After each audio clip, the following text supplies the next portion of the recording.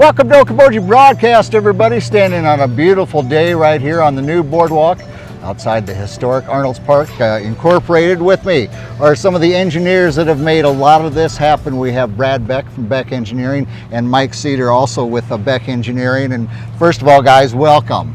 Thanks for having us. All Beautiful right. day. You were clearly in charge of weather today. I don't always get it right, I know that much. But this concept that has come here, and now we're looking at, is the boardwalk kind of finished, Brad? Or It is. There's a few minor touches that need to be finished, but it's open to the public and for everybody to enjoy. And a couple things you'll see some contractors floating around in the next week or two. But yeah, it's substantially complete, and it turned out beautiful, I think. Oh, yeah, I've heard so many comments of people who have come down here, hadn't had a chance to see it yet. And as they walk from down here by the beach and of course down going on the west side of the Queen and so forth, they're just amazed. It's a whole new atmosphere down here, isn't it? It is. It creates a nice experience, and it seemed to a certain extent that maybe the lakefront, as beautiful it is, maybe wasn't utilized as much as it could have been. And of course, when you want to utilize things more, that costs money, and didn't have a donor for it. Imagine Iowa Great Lakes stepped up to the plate, and that's Imagine IGL's mission, is to try to help others in the area complete projects that they otherwise wouldn't be able to do. Yeah. And so the general experience started last year with the promenade, of course, and that started last spring and was open about midsummer. And then over the winter and the spring was East Boardwalk, West Boardwalk, the new plaza area by the stage, and then kind of the finishing touches that you see behind us is the State Pier. And construction on that started this spring and should be done in July. Okay. And we've got all the infrastructure in, and now you kind of, over the next couple of weeks, we'll be able to see all the beautification come together. And it just a super neat process and project, especially on the State Pier. A lot of people may not know how it all works, but it's actually DNR property. Yes. Historic Arnold's Park has a lease to be on that property.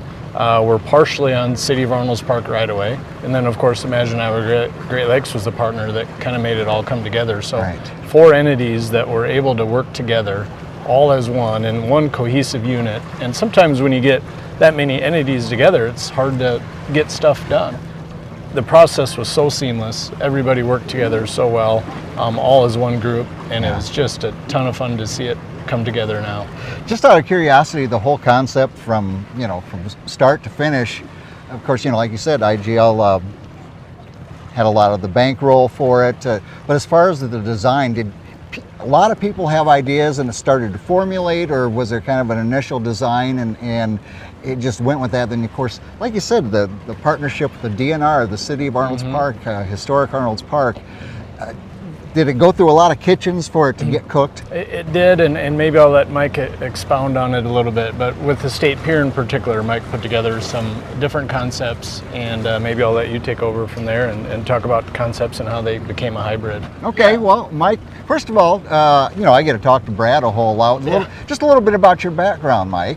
Well, I'm a landscape architect. Yeah. I'm originally from Cherokee and just moved back to the area I was in Des Moines and Kansas City for about 10 years before that. Okay. And really just found an awesome opportunity working with Brad and kind of adding the landscape architecture part of his business and seeing how that can shape. And the first project we get is this amazing State Pier, which is a very once in a lifetime type of project. So. Well, that's the magic of Okoboji. There's always magical projects going on here, and we can show it better than anybody else. Where'd you go to school? Iowa State. I knew it. Yeah. I knew that you. He's I scoring give you points a high already. five, but just give me one of these. And fellow Cyclones, go ISU. Okay, Mike, let's talk about especially the pier, from concept and where it went from there and your part in it. So we knew we wanted a fountain. We kind of started with that. But other than that, it was kind of free reign as far as let's put together 4, 5, 6 options and see what people like and kind of start the conversation. Generally, I like to throw a bunch of ideas out and kind of narrow it down from there, but we kind of immediately gravitated towards this compass shape. If you notice, the pier is actually oriented north and south. Right. We'll have a compass on the north side pointing you to the north, and we've got an Okoboji map of the lakes on the south side as well, all cut in granite. People sort of gravitated towards that design. The main focal point will be some large 30-foot tall stainless steel sailboat sculptures, which pinch yourself kind of opportunity to work on something like that. But Alger Customs in Milford is building those for us, and I just looked at them this morning. They look beautiful. So very anxious to see those get up and create this massive focal point for basically the end of Lake Street, as well as kind of tying in the east and west boardwalks together. I got a feeling this spot right here is going to be the focal point of a lot of selfies in the very near future. Yes, we're planning on that. We've got kind of some amphitheater seats over here on this east side, so it should be kind of a sit and look through the sails at the sunset kind of opportunity. And we'll have a large fountain. There'll be a reflecting pool on the top, which will basically reflect the sails. Yeah. And then we'll have spillway scuppers down to a lower pool, so you get that constant sound along with this beautiful sound of the lake, but you'll also have kind of a constant spilling over of the fountain. Yeah. We'll have low lighting at night. It'll be well lit, but everything will be below your knees. It should create a really cool atmosphere. Just super excited to see it all come together. Yeah, running. And of course I believe, is it a new set of pavers from the original pavers? They're going to be coming in as well? It is, yeah. We're replacing the existing, what were clay pavers with granite pavers for the most part. And some clay pavers as well.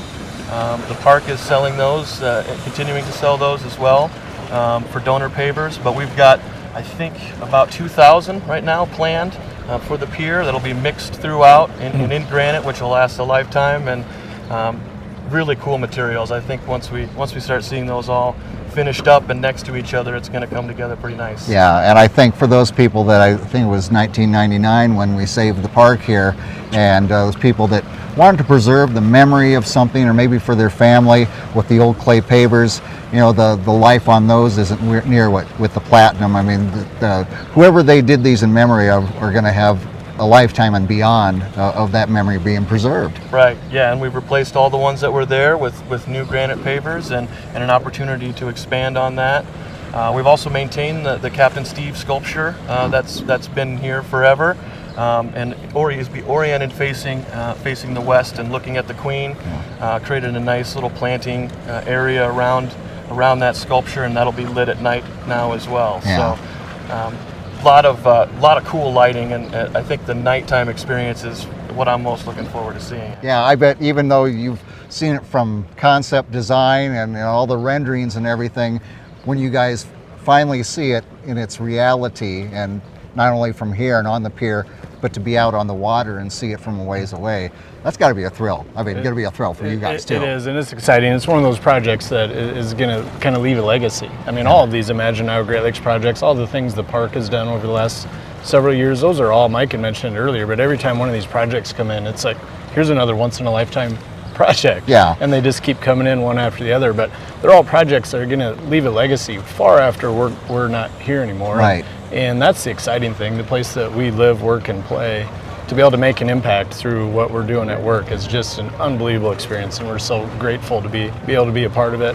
And it's fun to make it meaningful. Mike had mentioned the Captain Steve statue, to be able to maintain that and also even enhance it a little bit, some lighting and some areas. And the park went through an arduous process on the existing donor pavers, because that's so important to the park and everybody involved that those are maintained. So they took all the pavers out one by one, they itemized each of them, got every name that was on a paver before will be on a new granite paver, like you mentioned, that will last far longer than clay paver. So being able to preserve all that history of what was on the pier, and then also try to make it even better. It's been a fun process, and it was fun through design. We're a group of civil engineers for the most part, and if we would have designed this, it would have been a rectangle, and it would have been structurally sound, and nobody would have wanted to take a selfie there. Thank goodness for the artsy people, right? So having Mike and his team on the staff that he works with just brings a whole new dimension. It's so much fun, and watching them go through the process. Mike had mentioned they started with about 6 renderings, and none of the 6 got chosen. It was kind of a process of, I like this best about this rendering, I like this best about that rendering, this rendering has this that isn't my favorite, and Mike and his team put it all together and kind of took those comments and made one process. And like you said, there was 4 entities that needed to sign off, but by the end you know, it was one unified vision. Yeah. And it was really, really fun to go through that process. Yeah, well, and you know, when you talk about legacies, Brad and Mike, you know, I remember just a number of years ago when the park turned 125, and we did a time capsule and everything, and I spoke at that, and I remember saying, I'm trying to think of how many, it was like 6, 7, 8 generations. So there's that up to this point of legacy, and now you guys with your kids, someday with grandkids, and you'll be able to talk about, you know, Grandpa was when we were doing this, you know, and for the thousands and thousands of our visitors who are going to come and enjoy it, it's cool to be part of it. Yeah. Mostly I'll get to say, well, Grandpa was here when I watched Mike do it. And I'll tell my grandkids, I had nothing to do with it. I talked to Mike and Brad, that's as close as I got. Well, gentlemen, I know it's been a long process, but I think the payoff is, you know, certainly the memories that are going to be built here over the next few decades, and it's cool that you've been part of it. I'm excited for myself to be a part of it, bringing my family here and enjoying it. So thank you from the bottom of the Iowa Great Lakes and all our visitors' hearts, and to everybody. I know, of course, DNR, City of Arnold's Park, Happy Board, could go on and on. A lot of minds came together and have come up with what's going to be a beautiful spot here in our amusement park. Yeah, it took a big team and everybody working well together, and it was a ton of fun getting to this point. We're just happy to be able to have had a small part in it. Yeah, and when are you looking for the sales to come in and start? I'm thinking next week. Okay. So we're getting really close. I like the way you're thinking. I'm very excited about it, yeah. So come out and enjoy it and take a look for yourself. So it should be pretty cool. Oh, what a spot it's going to be. Well, gentlemen, I thank you so much for being here with us. Anything else to add? You know, you're the engineers. I don't know what the heck I'm talking about. No, I think we covered it. Okay, we covered it. I'm always glad when somebody says that. All right, my friends. Well, thanks for being here with us, and best of luck in the rest of the endeavors here, and thanks from the Iowa Great Lakes. Absolutely. Thanks for having us on. Thanks for all you're doing for the area. Oh, my pleasure. Our guests have been Brad Beck and Mike Cedar from Beck Engineering from right here in the Lakes area, and of course in Cherokee. We thank them for joining us. We thank you for watching us right here on Okoboji Broadcast. Okoboji Broadcast with Jeff Thee is brought to you in part by the headquarters of the University of Okoboji is at the Three Suns, open Monday through Saturday 10 to 5 and Sunday noon to 4. Last Touch Painting and Cleaning, providing interior, exterior, and house painting and professional cleaning services in Spirit Lake. Okoboji Mattress Company, 1 mile west of the junction of Highway 9 and 71 in Spirit Lake. Bank Midwest, dream big, plan wisely, live well. And Ducky's Marine and Motorsports Repair in Spirit Lake. Lakes Regional Healthcare and Avera Partner. Brand's Law Office in Spirit Lake. Ruthven Locker, where carnivores are welcome on Hill Avenue in Spirit Lake. Beck Engineering in Spirit Lake. Be Radiant Laser Skin Studio, newly located in the Okoboji Plaza in Okoboji. And by Quest Wealth Management, a financial advisory practice of Ameriprise Financial Services. Advisors Jan Spielman, AJ Spielman, and Erica Wachholz.